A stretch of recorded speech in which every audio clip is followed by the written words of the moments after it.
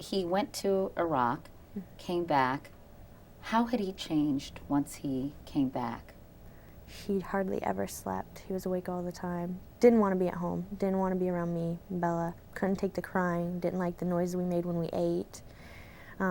He was always out at bars. I'd come home from work and he'd have girls over at the apartment, and just never wanted to be around us. Was always about the Rangers, and I just didn't take into that life. I didn't, I grew up in Washington around Fort Lewis. I had my own friends, and that made it really hard too. He'd fight that I didn't pay enough attention to him. I paid too much attention to our infant daughter than him. And that sparkle that he used to have that I fell in love with was gone. He was just blank in the eyes and angry and mad all the time. When you were having problems initially when he first came home, did you contact anyone at the base or anyone within the U.S. military? We went to the chaplain. I talked to the chaplain.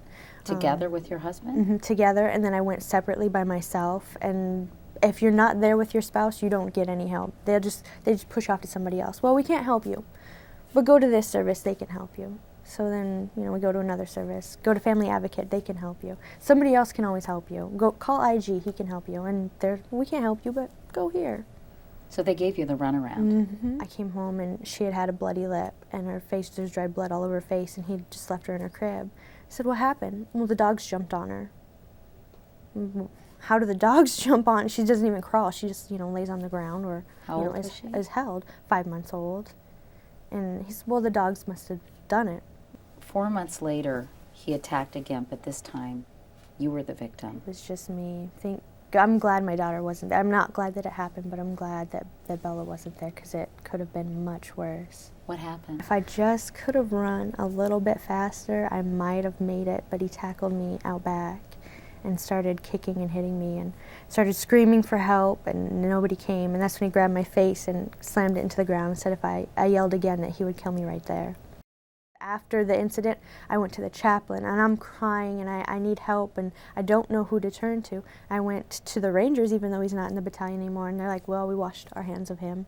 I went to his battalion, and nobody would help me out. And being a civilian, how do you do with martial law? I don't know martial law, so I'm stuck in between. Or military law, yeah. I'm in that gray area. Having been through what you've been through, what do you think is the major flaw in the way the U.S. military, at least in your experience, deals with domestic violence? I think spouses don't get enough attention.